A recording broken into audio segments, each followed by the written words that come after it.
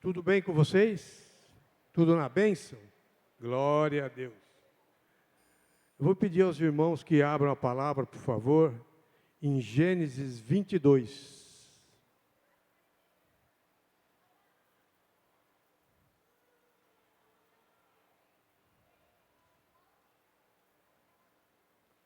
Todos já abriram?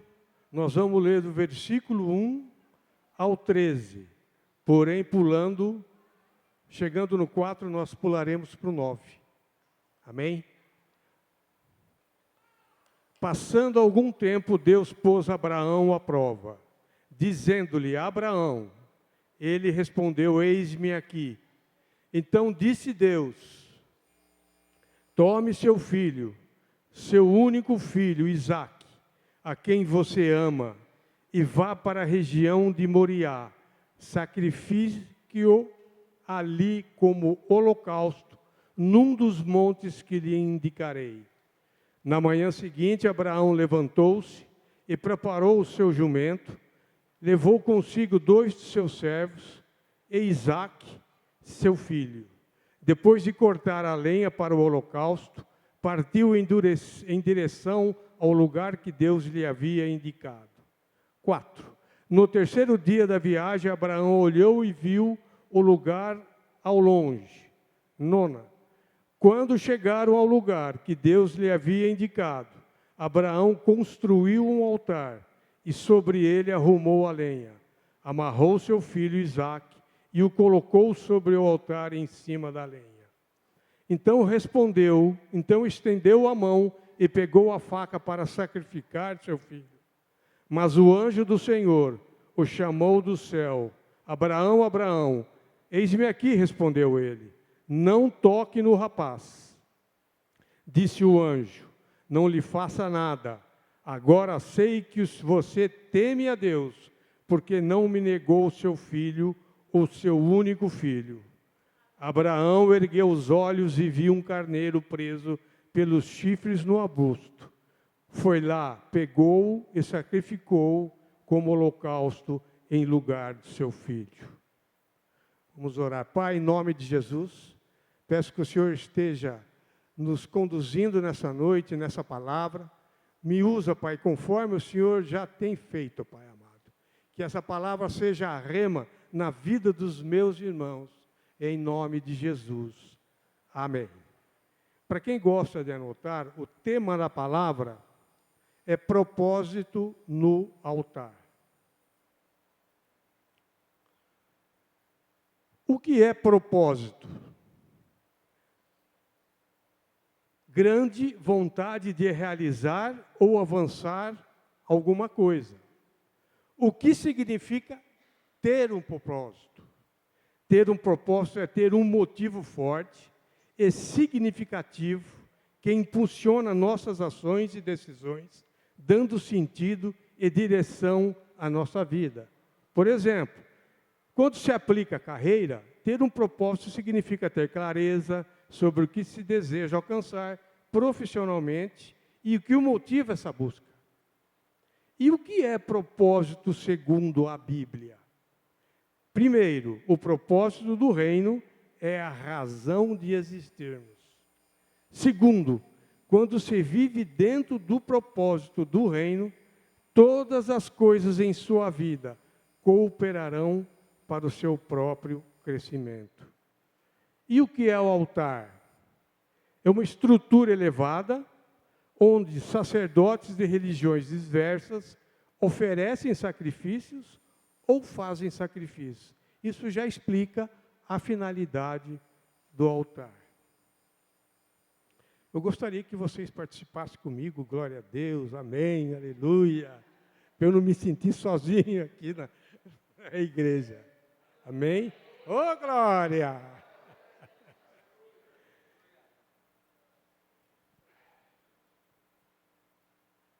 Então vamos ao prático.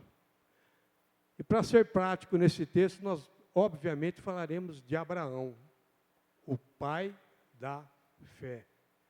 É o melhor exemplo que temos de propósito e altar. Desse texto que nós lemos, eu extraí 6 lições.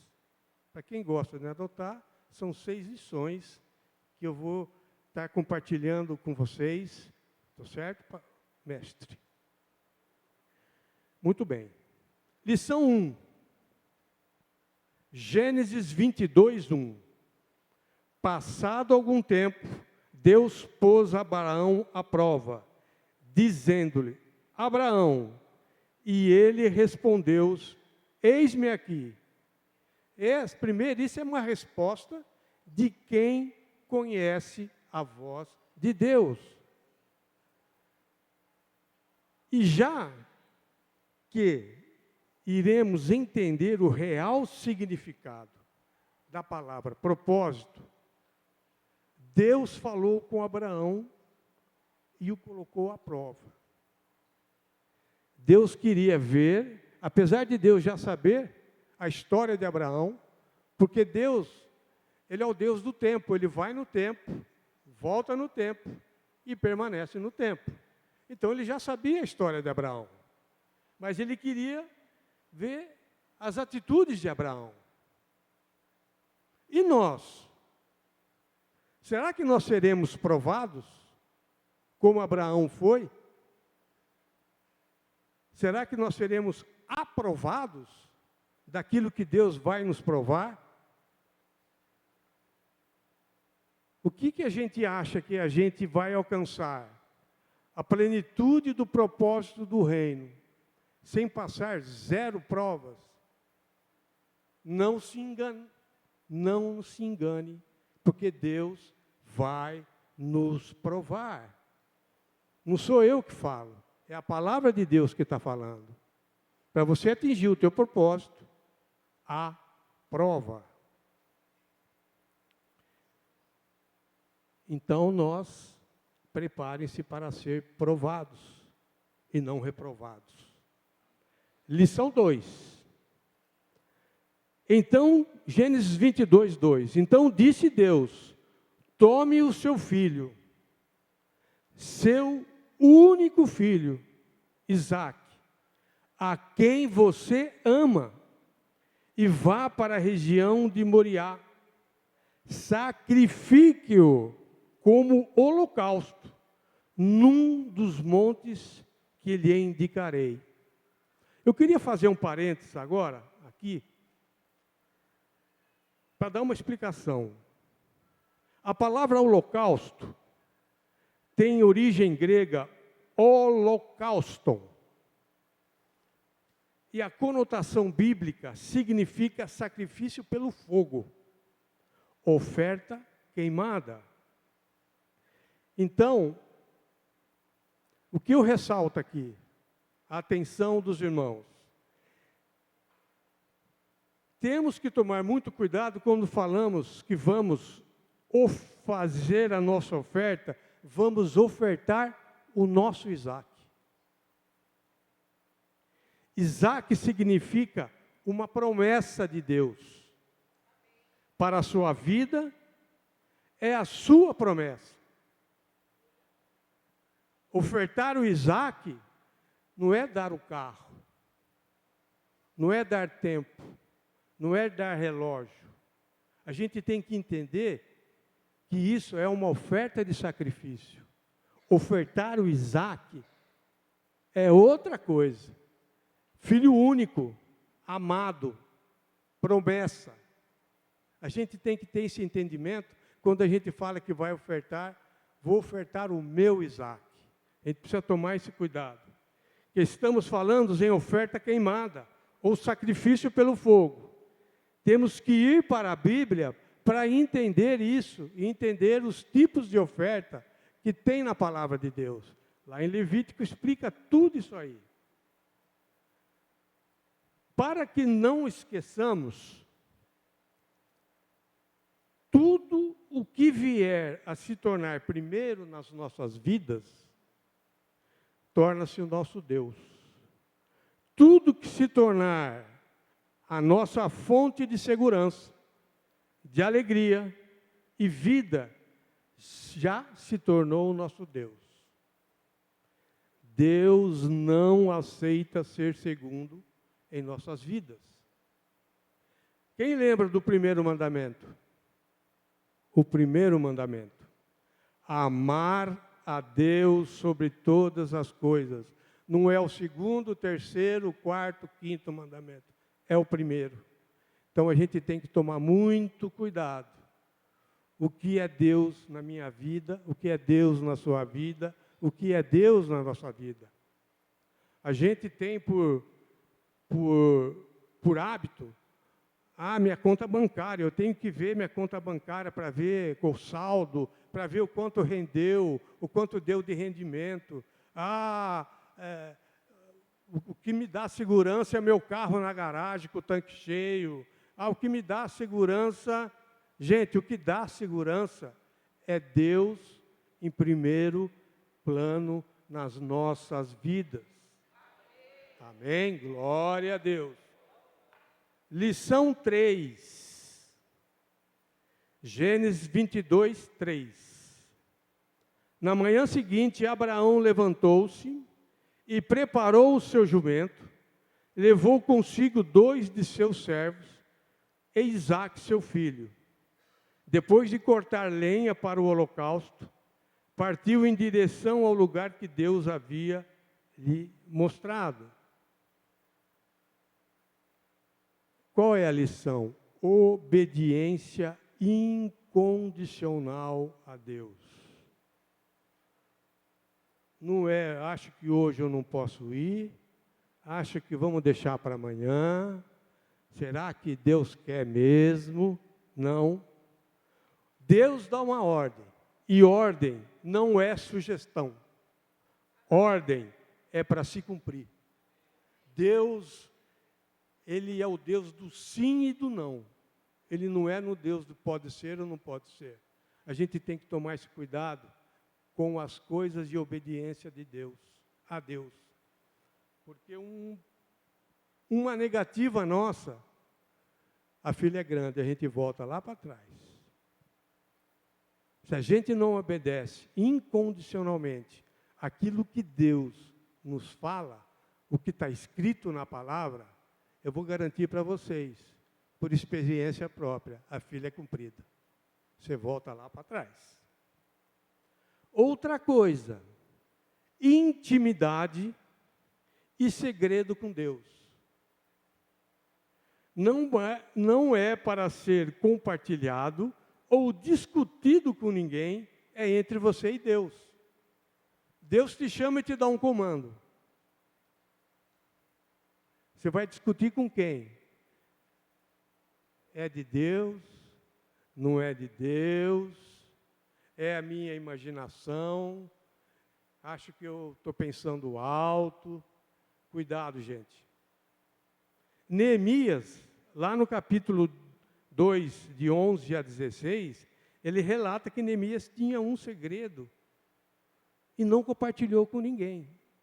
Agora, tem coisas que Deus fala para mim, fala para você, que é entre você e Deus.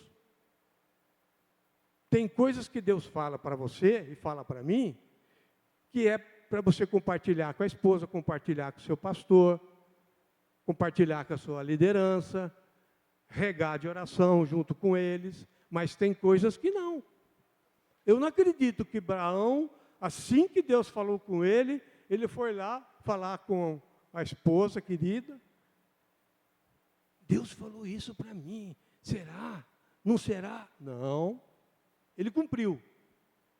Agora, nós temos que ter o cuidado seguinte, a gente tem que ter sabedoria para discernir quando é segredo entre você e Deus e quando não é segredo para você e Deus. Porque senão você começa a fazer as coisas da sua casa, a sua esposa não vai entender nada, o seu pastor não vai entender nada. Então, a gente tem que discernir essa diferença quando Deus fala com você. Se você é novo na fé, procura a liderança da igreja, procure o pastor, tire a dúvida. Mas se você é um homem, já que vive há tempos dentro da igreja, ouvindo a palavra, ouvindo o ensino, você sabe, você tem que discernir justamente essa diferença. Amém? Glória a Deus. Em Lucas 22, 41, no Monte das Oliveiras, Jesus afastou-se de seus discípulos, a uma pequena distância, ajoelhou e orou. Ele foi em segredo. Ele pediu para os discípulos ficarem lá, orando que ele ia orar. Pai, se queres, afasta de mim esse cálice. Contudo, não seja feita a minha vontade, mas a sua. Obediência incondicional. Então, queridos, a gente tem que estar preparado para ouvir, preparado para cumprir, preparado para ser provado, porque isso tem um peso enorme no reino. Quando somos aprovados, somos habilitados. Quando somos habilitados, Deus nos usa tremendamente. Amém? Lição 4.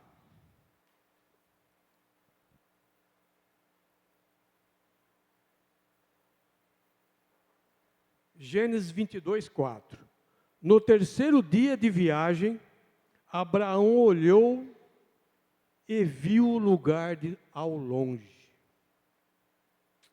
Pensa comigo, esses 3 dias de caminhada de Abraão, com o seu filho do lado, o que não passou na cabeça de Abraão? Dúvidas, o quanto ele deve ter orado e pedido confirmação de Deus, ou simplesmente ele não pensou em nada e caminhou. Eu não acredito. É uma promessa. Demorou 25 anos para o filho dele ser promessa na vida dele. E ele caminha 3 dias para sacrificar o filho. Mas eu acredito que em nenhum momento Abraão murmurou, falou palavras de ingratidão, como diz o pastor Wanderson, gratidão. Ele não foi ingrato. Eu tenho certeza que ele louvou a Deus, ele glorificou a Deus, ele disse, Deus, seja feita a tua vontade. Por que eu estou falando isso? Abraão é conhecido como o homem, o pai da fé, o cara.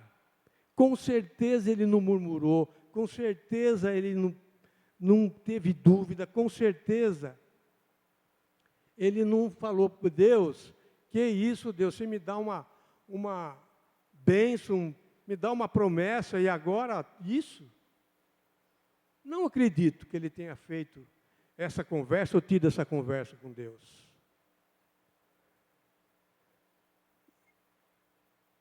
Isso significa temor ao Senhor. Nós temos que ter um temor ao Senhor, onde nós não existe em nós nenhuma possibilidade da gente questionar, perguntar e ter dúvida do que Deus quer para as nossas vidas. Daquilo que Ele orientou, daquilo que Ele disse, daquilo que está escrito na palavra. Não existe uma tradução que modifique o que está na palavra. Nenhum homem, nenhum ser humano normal, em consciência, distorce o que está escrito na palavra. Em 2 Coríntios 10, 5, destruímos argumentos e toda pretensão que se levanta contra o conhecimento de Deus. E levamos cativo todo pensamento para torná-lo obediente a Cristo.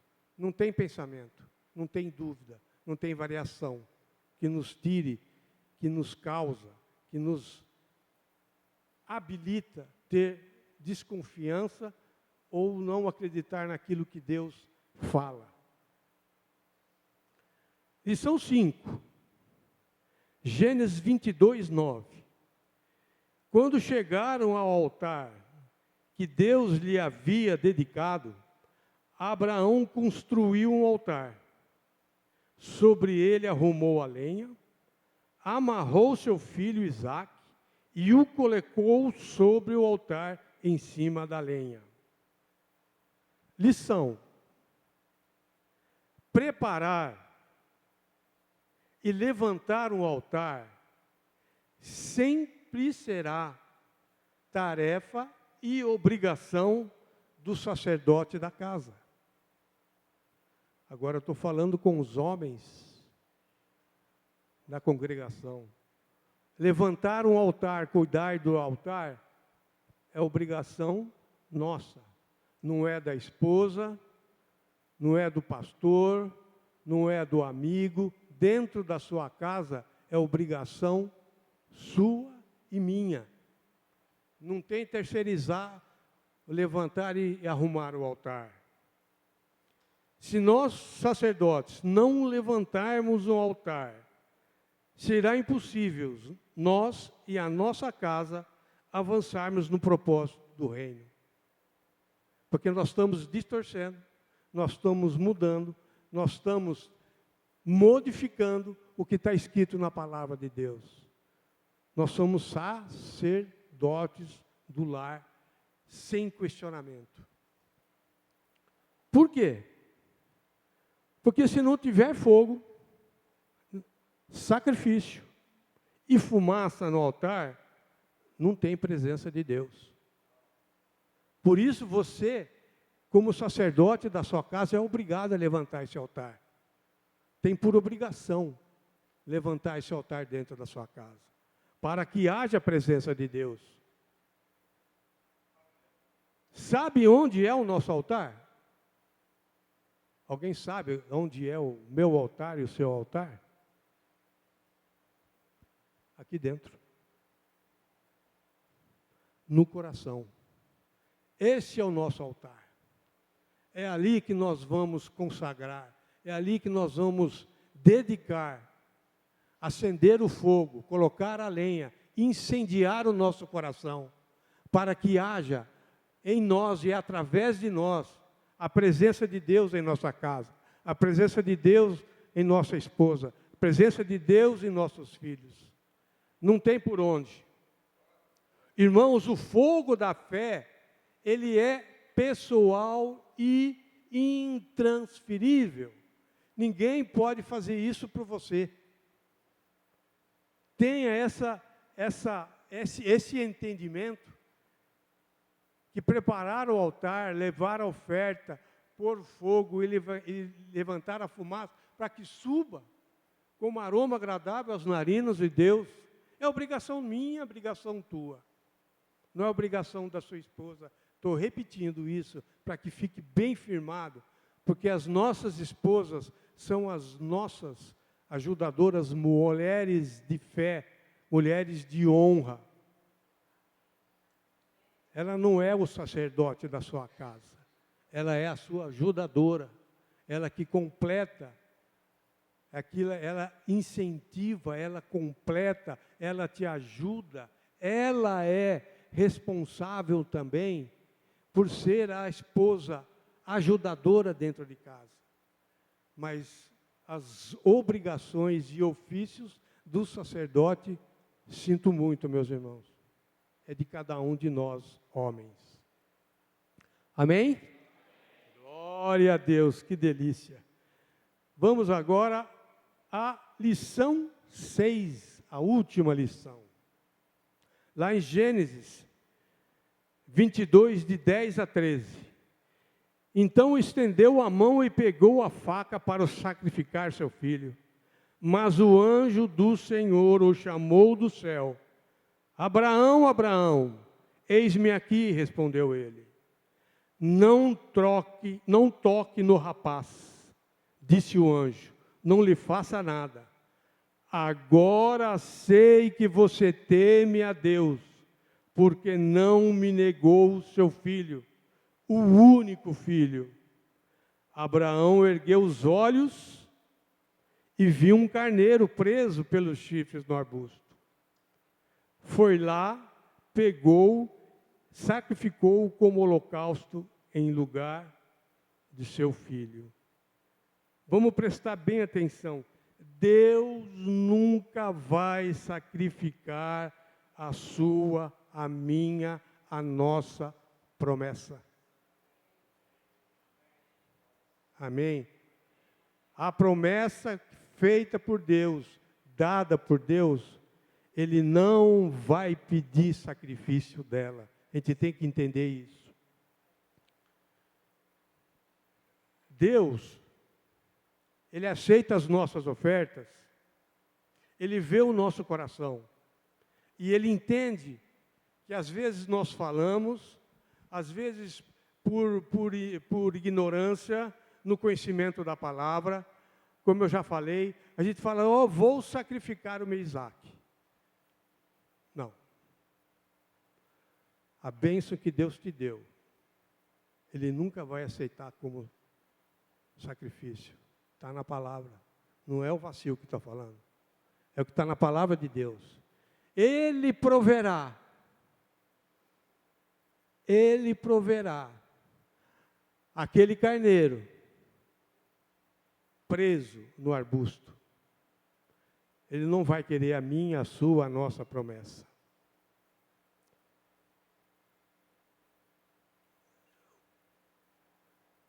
O que eu vou pedir agora é que vocês, por favor, fiquem de pé. E repita comigo, por favor. Deus, mais forte, por favor. Deus nunca sacrificará a minha promessa. Sempre haverá um carneiro preso pelos chifres no arbusto. Amém? Nós entendemos então? Então, quando você for fazer um sacrifício que te dói, aquele dinheiro que você juntou anos e anos para comprar um carro, para comprar um terno, para comprar um relógio, uma joia para a esposa, e um dia for fazer o sacrifício disso, isso é oferta de sacrifício, não é o Isaac. Isaac é uma promessa. A gente tem que ter esse entendimento. E eu queria dar 2 conselhos agora, para fechar. Nunca ofereça no altar uma oferta que Deus não te pediu. Nunca ofereça no altar uma oferta que Deus não te pediu. Isso é traduzido como intimidade com Deus. Deus, o que o Senhor quer, o valor que o Senhor quer, é isso que falou o pastor Vandes. Não precisa ficar explicando o que é oferta, o que é dízimo. Você sabe. Você vem sexta, você vem domingo, você vem em outros dias, você vem... Deus sabe. Então pergunta para Deus.